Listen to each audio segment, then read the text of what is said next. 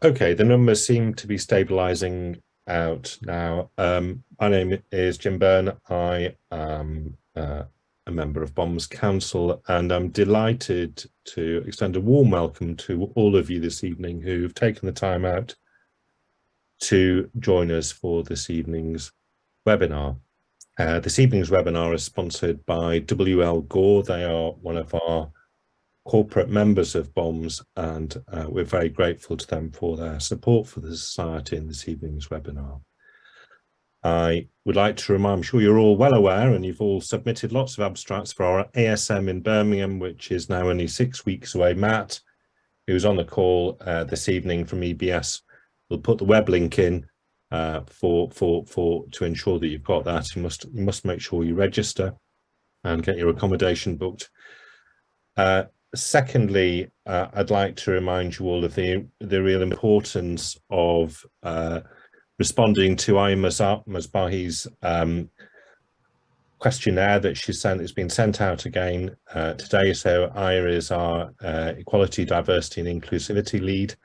At the moment, the surgeons are miles ahead in terms of completion of this questionnaire. So this is laying down the gauntlet and the glove to all of our integrated healthcare professional members to make sure they fill in the survey. It's really important that we have a living document that explains and describes where we are, at least as a baseline to start. And now moving on, Dr. Albon is now back in the chair, and I am absolutely delighted that Lorraine has agreed to speak with us today about the medical management of long-term problems related to bariatric surgery. Lorraine has an enormous experience of medical management of the patients that we all care for and treat. She was a very wise person who was interested in bariatric surgery really when it was in its infancy in the UK, taking up a post as a clinical lecturer in London before she moved down to the sunny south coast. And whilst she's been down here, she's headed up tier 3 services, tier 4 services in the hospital and in the community, and initially based at the Queen Alexandra Hospital in Portsmouth, and latterly moved over to St. Richard's in Chichester. Lorraine and her breed are, I put it to you, probably the most valuable commodity in the treatment of severe and complex obesity. They are the go-to people. They should be the go-to people at the beginning, and perhaps Lorraine will talk more about that, and certainly when we run into difficulties that we as surgeons struggle to deal with. So if you put questions into the Q&A, Lorraine will crack on and inspire us. Thank you, Lorraine. Lovely. Well, thank you for the invitation, and thank you for joining me, and thank you for probably questioning your life choices. I might be joined by the dog barking, so please do try and ignore the dog. Tries to get in on everything. So these are my disclosures. My main disclosure is that this talk is going to contain a few facts, but a fair amount of personal and, more importantly, team-based experience. So what actually is a bariatric physician? Before we can talk about managing medical problems, I thought it was interesting that people actually don't really know what a bariatric physician is, and they are relatively rare. We are a heterogeneous breed. Some of us work within primary care, some of us within secondary care, and I think at best estimate there are probably about 30 of us, and maybe more. So if there are more on the call, I think we probably need a better group. We used to have one, and I'll move on to that in a minute. So we assess and treat patients with obesity related conditions, both pre and post-operatively, and we are self-styled. There is no UK training programme. If you want to have an interest in treating people living with obesity, you can do it through the specialty training curriculum for endocrinology and diabetes, where a particular element is disorders related to weight. But you don't have to do that. You can tick the box at the end, or you can undertake scope certification, which has changed very recently. There's one major exam. Now, these are all free online, and you can register. Can you all hear me okay? Yeah. You can register, you can take the exams. They're interesting, they're good, and there are scope courses. So I see our roles as engaging with primary care, being early adopters of safe and effective therapies, but mostly I see my role as convincing people that metabolic surgery should be seen as routine as GLP-1 agonists, and also to engage with acute care. So it beggars belief that in our local audit, we had 17 patients in 2 weeks in our 56-bedded AMU, 17 with a BMI of 40, 3 with a BMI of over 60, 1 with a BMI of over 70, and despite the list of nice quality statements, they were not coded for. There was no intervention recorded regarding an intervention for their weight, and certainly they had no screening for comorbidities.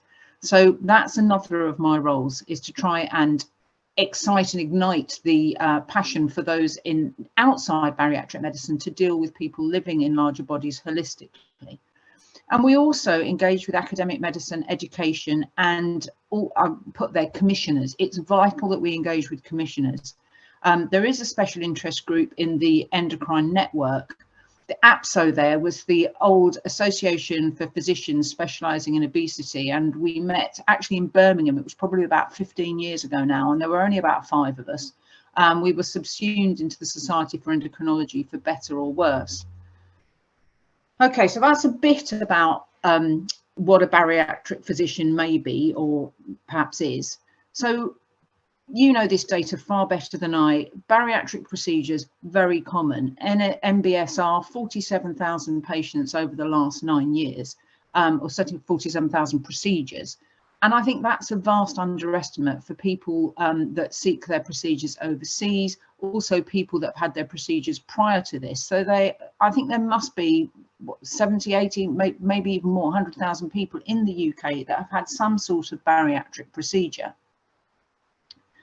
And the medical complications obviously are dependent on both the nature of the procedure and the duration since it occurred. And you can divide them into the 3 phases. Immediately post-op, what are the medical complications? What presents back into acute care? Lower respiratory tract infections, thromboembolic disease. We are very good as bariatric surgeons, physicians, nurses at giving thromboprophylaxis, but occasionally it does happen. And euglycemic ketoacidosis has been recognised, especially on patients that have had flozins, that's SGLT2 inhibitors. So there are guidance that BOMSS has produced, and we now avoid those, but they do very occasionally represent. In the first 7 to 12 weeks, it's gastro symptoms, constipation, diarrhea, abdominal distension, usually due to the changes in diet. And these are usually managed without I very rarely get involved. My specialist nurses, dietitians, they see the majority of these symptoms. Most of the complications are not phase pound sign. They are after phase 3. And often they present long after the original operation, after 2 years of follow-up. So on take, what presents through the EDs, through the acute medical units, breathlessness post-op, funny turns, possible hypoglycemia, severe anemia. I saw in Portsmouth a person with a hemoglobin half with a gastric band. Diarrhea, acute and chronic diarrhea can present on take with electrolyte dysfunction. Unexplained abdominal pain can present to the medics, and limb swelling. So that's what presents through the front door. Many complications don't present to the surgeons, so educational role for bariatric physicians is vital. So what do I see in my post-op clinic? A lot of hypoglycemia, some extreme weight loss, plus or minus nutritional compromise, a fair amount of unexplained abdominal pain. Is this functional? Is this real? Increasingly, diarrhea, often pancreatic exocrine insufficiency or bile salt malabsorption. And I see a lot of weight regain and what I can term surgical dissatisfaction. And this, I don't believe, is a patient or surgeon failure. It's a recognition that living with obesity is a disease, and it's chronic and relapsing, and one operation is not going to fix all. So I thought I'd talk through some clinical cases and get some learning points from the clinical cases. So case 1, leg swelling. 31 years old lady, complex past medical history, lupus plus or minus other medical issues, mental health issues, emotionally unstable personality disorder, ADHD on medication. Pre-op, her BMI was 54, and she presented with her, at this point in time, her Roux-en-Y gastric bypass was 3 years beforehand.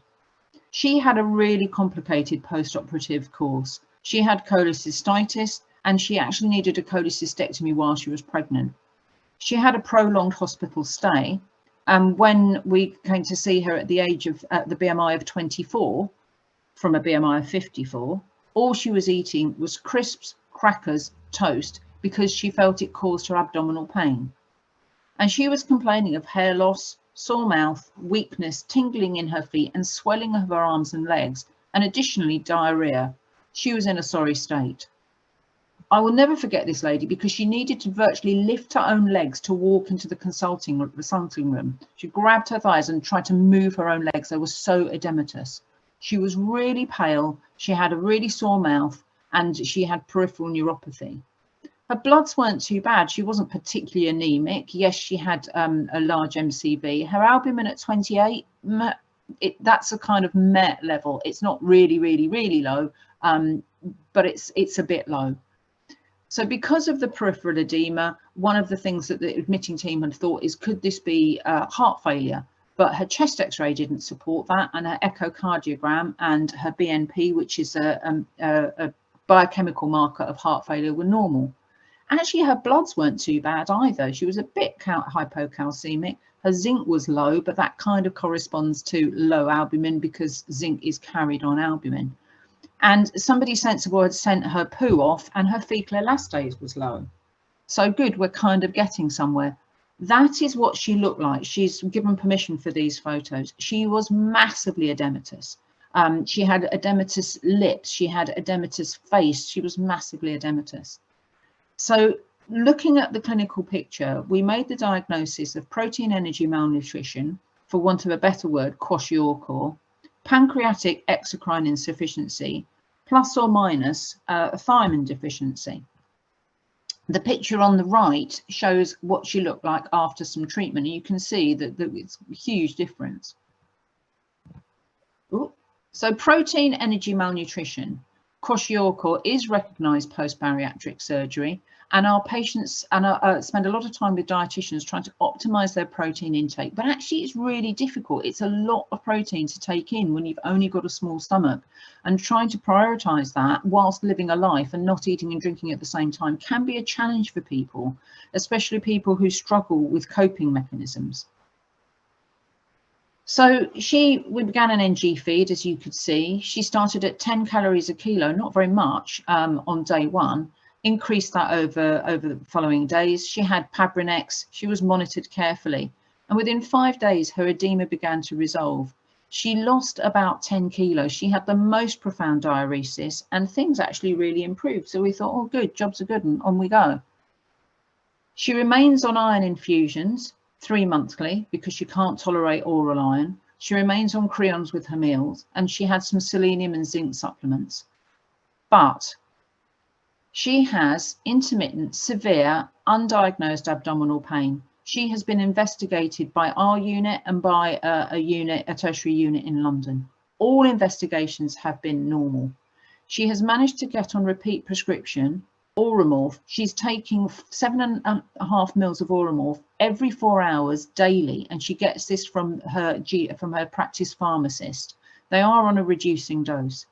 Now, she also thinks that because of her nausea, the only thing that works for her is subcutaneous cyclizine, which she takes 2 to 3 times daily, and has been, in the nicest possible way, seeking a PICC line. She really needs a PICC line. It only works IV, so she has to give it subcutaneously, doesn't she? So she has now had about 4 acute admissions with severe sepsis, cellulitis, and these ulcerated lesions. And she's been investigated by dermatology, who have diagnosed Nicolau syndrome. Now, Nicolau syndrome is a posh way of saying if you inject cyclizine and some other medications, you get skin necrosis. If you stop injecting it, it goes away. Because of her disordered eating and her issues and ideas around food, she was referred to an eating disorders service. She's now weight stable, but with a BMI of 19. She's got another diagnosis of autistic spectrum disorder, and it does kind of fit the way that she is. She's very engaged actually with the eating disorders service, and she's working very slowly with a lot of barriers to reduce her oromorphin cyclazine usage. So what do I learn from this? I learn that perhaps we should be, unless there's other really good reasons, we should be prioritizing sleeves versus over bypass in younger patients with difficulties. That the physical assessment is actually vital here. She didn't need to get to the point where she could hardly lift her own legs. Had we actually poked her ankles when she came into some of the other clinic appointments, we would have found the pedal edema, and that's a key early finding. Don't look at the albumin, look at the patient, look at anybody can do that. Dietitian can do that, specialist nurse can do that. You know, the healthcare assistant. If this person's got edema, I'm beginning to be worried. I really think we need to be avoiding IV cyclazine on our wards. It does cause dependence. It is associated with harm. And if you just do a bit of a Google look, oh, how long does the cyclazine high last? If you want to know, 4 to 6 hours. And why does it work so well? Why do people like it? It potentiates the opioid hit. So I'm not saying this is done deliberately, but we have inadvertently facilitated this behaviour. I think from this, we involved the eating disorders service too late. I think we should have involved them earlier and developed close links, if you haven't already got them, with your eating disorders service. And what was my role? My role was not to be clever and all the rest of it. My role was to have overview and oversight rather than to directly deliver care, although I did do some of that, and to engage with the wider team, especially with her GP. I will always ring a GP for complex patients like this. And I've never had a GP say, hang on a minute, why are you ringing me? They're often really, really grateful for that call. So that's her. The second case, funny turns. You can guess where this is going. 2015, a supply teacher, age at the time 37, had a BMI of 50. 2017, after going through the multiple hoops, he had his Roux-en-Y gastric bypass and then was lost to follow-up. In 2019, he presented on acute take with a query seizure. And you know how it is, somebody perhaps maybe recorded a low blood sugar by the ambulance team, but the documentation wasn't there. It wasn't a secure hypoglycemic episode. So after a little bit of going around the houses, he was referred to the bariatric physician, and I escalated him through various investigations. I gave him a home blood glucose monitoring kit. Didn't see very much. He had a short synaptin test because I wanted to exclude adrenal insufficiency. That was normal. He had an EEG. That was normal. He had an MRI brain. That was normal. He had a 6-day, not even, an event recorder. Because by this time I'm thinking, actually, are these seizures or is this hypoglycemia? We admitted him for a 72-hour fast. Nothing happened until he went on the way home. He stopped into the Costa on the way out of the hospital, and half an hour later at the bus stop had a collapse. I also accelerated him through the treatments. He had some acarbose, some diazoxide, some octreotide. Nothing really helped. And this chap's life was ruined. He's a supply teacher. He wasn't at the time, couldn't do it, couldn't drive. And we never really proved a hypo until we used a freestyle Libra. So why is that is continuous glucose monitoring and flash glucose monitoring, FGM it should be. Why was it so important? Because we didn't have witness nor a laboratory evidence of hypoglycemia. I was a little bit concerned it was factitious, but not totally. And also the treatments that we were giving him were expensive. And there is safety implications of giving people octreotide, of giving people diazoxide. So this is what happened. On Sunday, the 6th of September, we said, don't eat any carbohydrates. So we had a couple of poached eggs and not very much else for breakfast, a bit of poached salmon and some vegetables for lunch, and then he had a bit of chicken and some more vegetables for his evening meal. And you can see it's lovely, it's really stable. And then we said, go on, knock yourself out, have as many carbs as you like. And you can instantly see the glucose instability going right down to 2.2. And if I can get my mouse to work, there you go. This is the sort of classic double dip. He feels poorly, and you can see he's flashed twice there. So each one of these, he's actually flashed over his sensor. He feels poorly, he's had a slug of Lucozade, that's made the thing worse, and down he goes again. And I think this is the pattern that we often see in hypoglycemia, people chasing their hypos, taking high GI index hypo remedies and going into this cycle.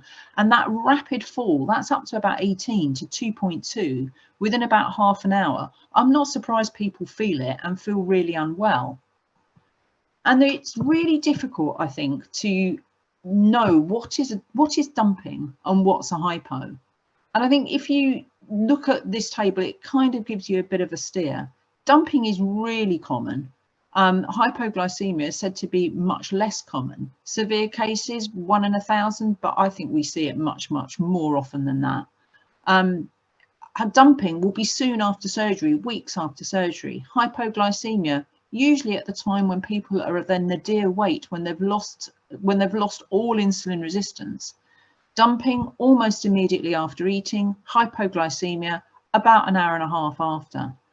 For dumping, it's the GI symptoms, it's upset tummy, it's vasomotor, it's the sweating, I don't feel very well. There's no diarrhea with hypoglycemia. For dumping, you don't get confusion and syncope, but neuroglycopenic symptoms, your brain is starved of oxygen, that's a real feature.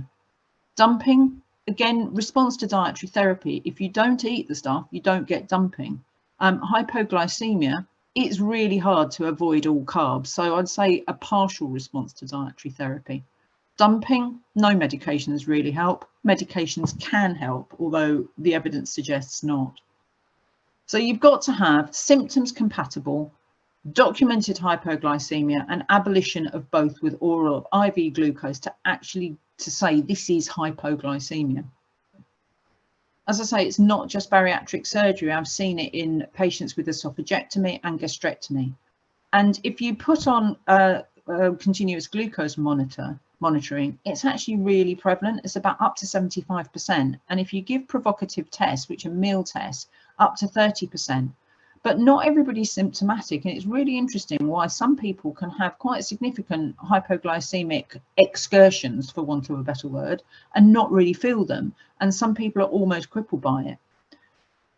There seems to be a similar prevalence between symptoms for a Roux-en-Y gastric bypass, certainly prevalence, Roux-en-Y bypass versus sleeve, but the severity seems to be much more in a bypass.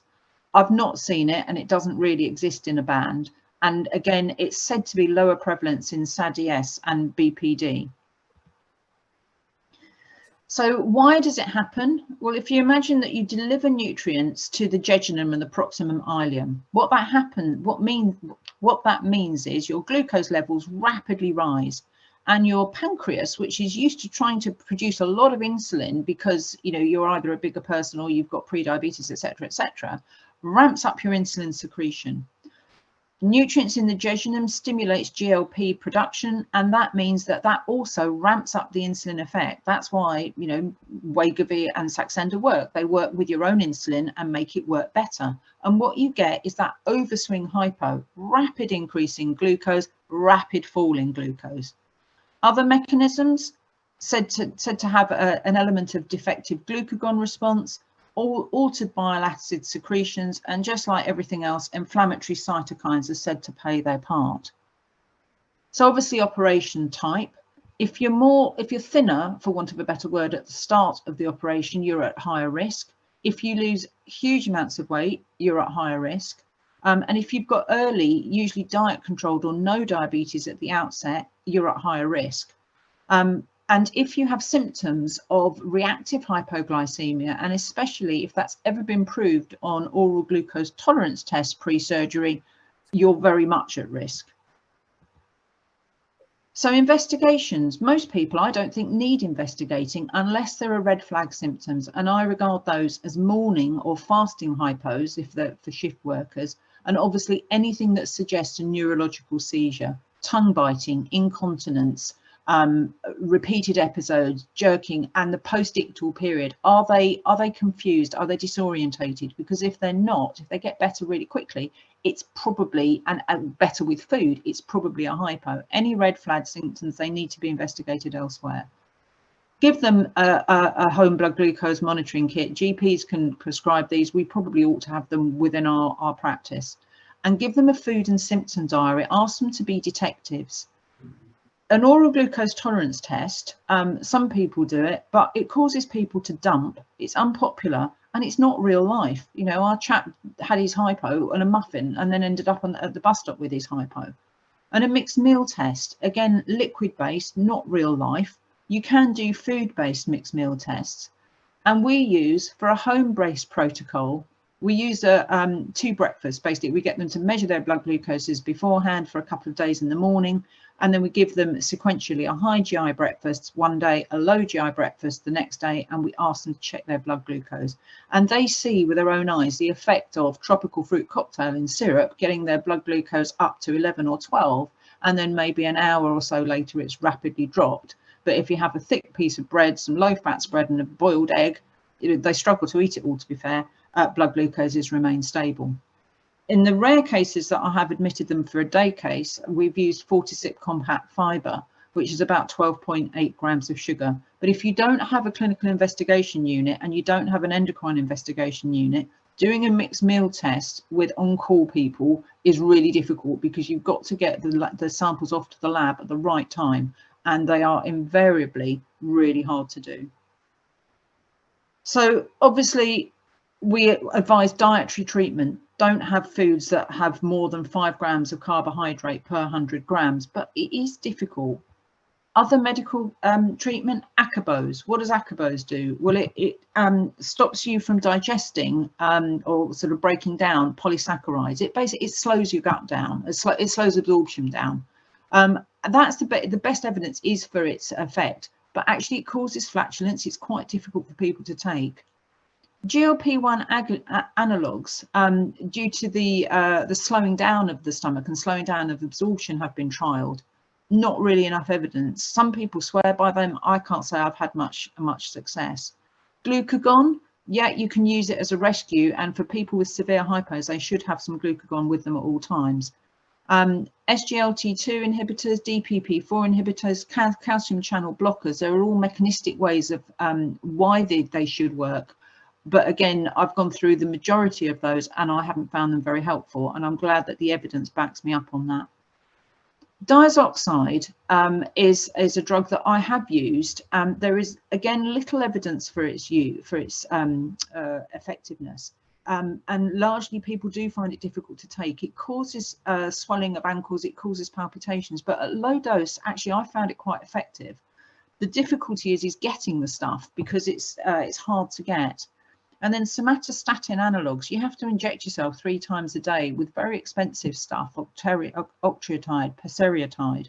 And that actually is one of the best evidence, but it's expensive. We've got to prove that the hypos are what we think they are if we're going to go down this line. You can feed into the stomach remnant. It's not really a viable long-term option though, is it? Partially successful have been reversals, but at the cost of weight regain. You can ban the stomach remnant, and the idea of this being that you slow down absorption of the nutrient. And there are case series showing really good results. And taking away somebody's pancreas, it's not really, again, a viable option when you're trying to actually do good and not render somebody diabetic. Other treatments, well, actually, there are position statements, ASMBS position statements. It's a really long document. At the bottom of it, actually, there's little consensus. And the Society for Endocrinology guideline for hypoglycemia is out for consultation. Some of you might be on that. It's a really good document. I think it will really help us. In the future, there will be drugs that help. This thing Exendin 939 sounds like a planet, but actually it's one of the it's a drug, and it appears to be really effective. There are monoclonal antibodies to the insulin receptor that appear to be effective. And there's also research into closed loop continuous glucose monitor systems, a bit like an insulin pump. So your blood glucose falls and the pump gives you some glucagon, but this is very much research based at the moment. I think all these fancy stuff, let's just get the basics right. Remember driving awareness online. There's UK Gov guidance. There's a bit under the diabetes mellitus assessing fitness to practice, fitness to drive, sorry. And the drivers have to have awareness of their hypos. They have to understand what's going on. We should not regard them as a risk. They should test before driving, and they should test 2 hourly. Again, you know, that's hard. It's not hard to do, but whether people do it religiously, I'm not sure.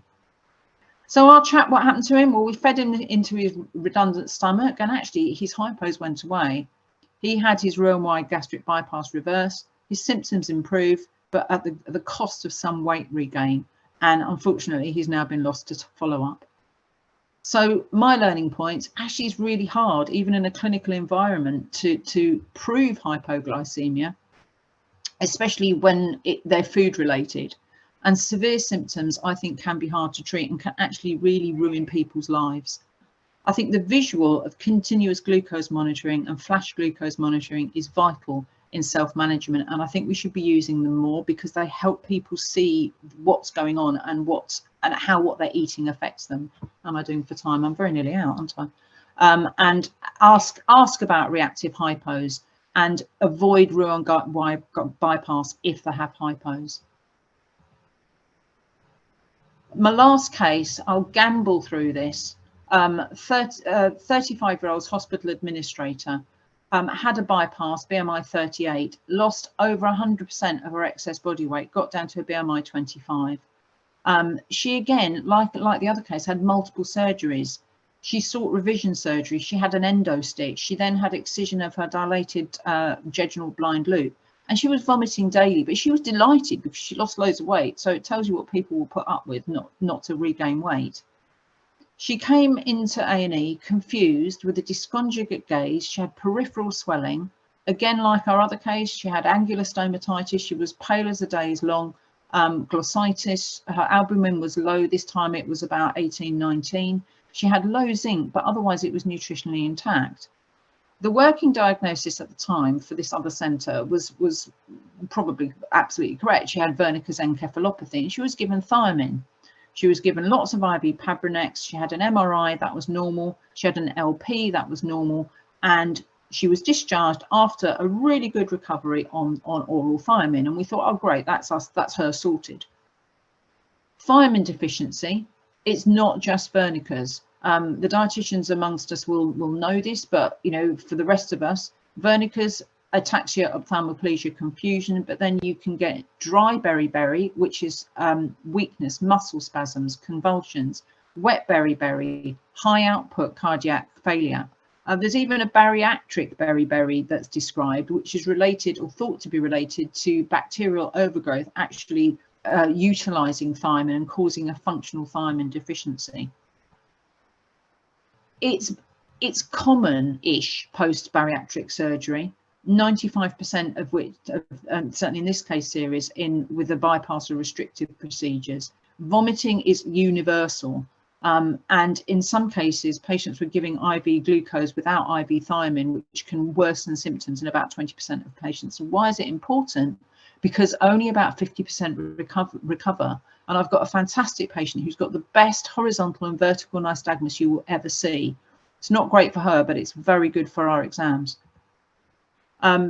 It's recognised after band bypass and sleeves. It's recognised in adolescents. It's recognised in people that actually really struggle to adhere to follow-up. And as you know, we all recommend lifelong supplementation and testing.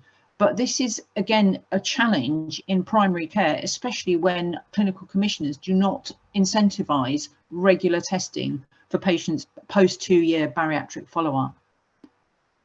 So we thought we cured her, but then three weeks later, or a couple of weeks later, similar picture. She presented to another unit. They gave her IV Pabrinex, and this became a cycle. She ended up on IV Pabrinex 2 weekly.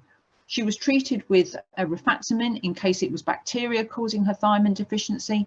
Or most of her micronutrients were normal. Towards the end of 2021, there was a bit of serendipity. We were working with a registrar who said, hang on a minute, have you checked this lady's ammonia? She had an ammonia of 206 and normal is up to about 70. So the diagnosis at the time changed. Now we think this is acute, probable hepatic encephalopathy. So we treated her as we would have done for encephalopathy, antibiotics to clear her gut, lactulose to clear her gut, and she did improve, went home, then came back in. Now the key here is that her LFTs were only very mildly deranged. She had normal clotting. There was only fatty change on her ultrasound, so her liver wasn't really shot. So why should she have had hepatic encephalopathy? So the clever registrar, probably one of the cleverest people I've met, says, actually, could she have this thing called a urea cycle defect? And those of us who may remember our days of clinical biochemistry probably yawned at this. This was the stuff that was really difficult, certainly for me. This lady required ITU support. She needed hemodialysis. We needed to source ammonia scavengers, sodium benzoate, phenyl butyrate, under the auspices of our tertiary metabolic unit. And we got her fit enough to reverse her bypass. And we thought, that is brilliant. We've sorted her. So there you are. That is your urea acid cycle. And sometimes you can get a non-hepatic hyperammoniac encephalopathy reported in the literature post-bypass, never sleeve. And it presents very similar to Wernicke's. So no wonder we thought it was Wernicke's. So it's often caused by an inherited urea cycle defect. She's had genome-wide screening. She's had all the tests, nothing we found. We think that she's got an acquired defect in her enzymes, secondary to the amount of protein energy malnutrition. I'd like to say that reversal has sorted her, but she had another episode when she became catabolic after a fractured ankle and requiring pin and plate. So she's not sorted yet. So what do I learn? Serendipity is a wonderful thing. If our fantastic registrar hadn't been there, we probably wouldn't have thought about it. And the danger of the anchoring heuristic, we thought it was Wernicke's, so therefore we treated it as Wernicke's. We didn't think beyond the box. Measure the ammonia. And I really came to appreciate the role of the wider team here. Our chemical pathologists, all of the patients, all of those contributors have inputted in this lady. And again, a bit like the lady with the cyclazine and the morphine, it's the ability to cause harm. We're trying to do good, but we ended up she ended up with a PICC line and having Pabrinex 2 weekly without us really questioning what we were doing. So we have the ability to cause harm. I think I'm out of time. And actually, that's not a bad point to leave it. So I can't see whether there are any questions in the chat. What shall I do? Should I decrease the screen here now? I think that would be fine. I think Matt is probably in charge. Thank you ever so much, Lorraine. You've got a really good turnout for your talk, and everyone has stayed to the end, even though it is almost dark. Just while we wait for maybe a couple of more questions to come in, you mentioned the use of endoscopic stomal reduction is something that people kind of get quite excited about at the moment. And you've mentioned N=1. Have you ever had any experience of it being successful? I haven't. I suspect I wouldn't see them from a medical point of view. I think they're looked after mostly by the surgeons. I don't remember. I see things when things come to harm. I only see the little bit at the top of the iceberg. I don't see the success. So I am sure they are successful. And as you say, my N=1. Okay. And you've highlighted fairly complex problems in 3 people who've had a gastric bypass. And I wonder if this experience is something that has influenced your team's practice in St. Richard's, Portsmouth, elsewhere, in terms of the balance between bypass and sleeve. Sleeve is now the most commonly performed. Totally. I think without a shadow of a doubt, if you look over the last 5 years, when I first went to St. Richard's in 2017, I think it was probably about 70–80% bypasses. And we're now at, well, last year we were at equipoise, and now I think that we are more sleeves than bypasses for lots of reasons. But the ability to cause harm, maybe we're wrong in that. Maybe we're not wrong is the wrong word, but maybe the influence, that the fear that we will cause harm to people that perhaps didn't have that degree of harm beforehand has changed our practice. But sleeves are more common worldwide, so I don't think it's just us. And I've got just another couple of very brief questions. One, I mean, with all the 3 cases you presented, there appeared at various stages in what you were describing to be a fairly significant functional or psychological element. And I just wondered, you didn't, how do you, I mean, is psychological intervention and assessment a key part of what you're able to offer, or is it something you find difficult to come by? And also, do you think in retrospect that a different level of psychological assessment at the get-go might have influenced for the better what happened to these patients? That's a kind of either both a specific and a general. I think that's a whole BOMSS session in itself, isn't it? There is psychological screening for our patients. We have an online validated online triage tool, and if people score, then they get a one-off assessment. Like many units, we struggle to recruit and to fund clinical psychologists, and what ideally we need is a focus, yes, on particular pre-op patients, but more post-op, because we see problems that could perhaps be really impacted on by a clinical psychologist. I should say that the lady with the cyclozine and the Oromorph absolutely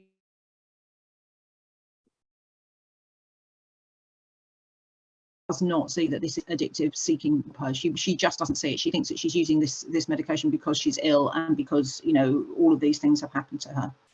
And that's very difficult to break down. I'm really sorry. I apologize to all of the audience because I've been looking in webinar chat instead of questions and answers, and I've been hogging it. So I really apologize. So, Gillian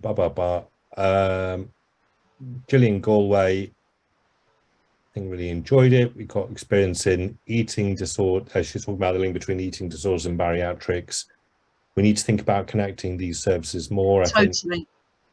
I think Gillian, it says, oh, sorry, that's Mary O'Kane, one of our nationally preeminent dietitians.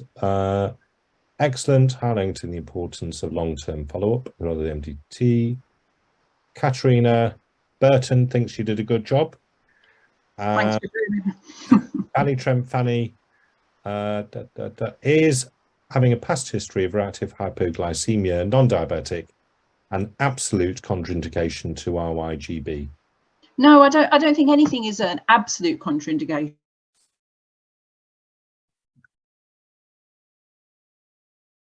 There must be things that are absolute. Explaining to people that they'll be at higher risk, explaining that it could be significant, and actually documenting it. So things that I think if people have had previous renal stones, I will make sure that we say to them in clinic, you're at higher risk of oxalate nephropathy, oxalate nephrolithiasis. I will say if you've had a cholecystectomy, I'll say you're at higher risk of diarrhea, and document that. And if they've got symptoms, you know, I don't think very few people have an OGTT for reactive hypoglycemia. Some do through endocrinology, but no, I don't think it's an absolute contraindication. But it's about, you know, the right operation at the right time for the right person, and as long as you've discussed it, documented it, then that protects both sides, I think. And Gillian, the first question there was asked was, is there any input for the EUPD from mental health services? Mental health services, as you know, are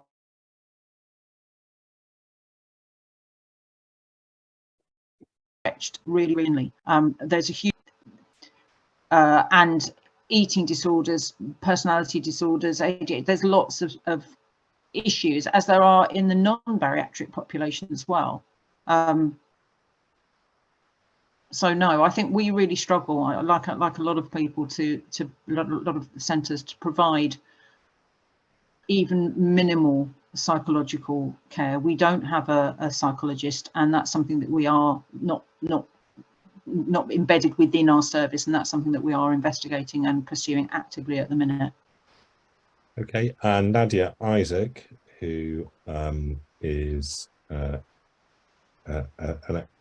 on the PPI side, is asking whether... I know, Nadia. Hi, Nadia. I think she can hear you, but I think she can't talk. Anyway, she's wondering whether someone having a sleeve bypasses influences the hypo versus dumping scenario. I guess is you know, is there a yin and a yang, or do you think both complications are just more common in people who've had a bypass? I think more complications in people that have had a bypass. However, I think it is difficult for people sometimes to tell clinically what is dumping, what is hypoglycemia, and I think there's a blurred line, and it can be difficult. Thank you, Lorraine, very much, and thank you very much all my colleagues at BOMSS for dialing in. I guess the most important take-home message here is, if somebody has a problem after surgery and we're not sure what the answer is, keep asking the question. Yeah.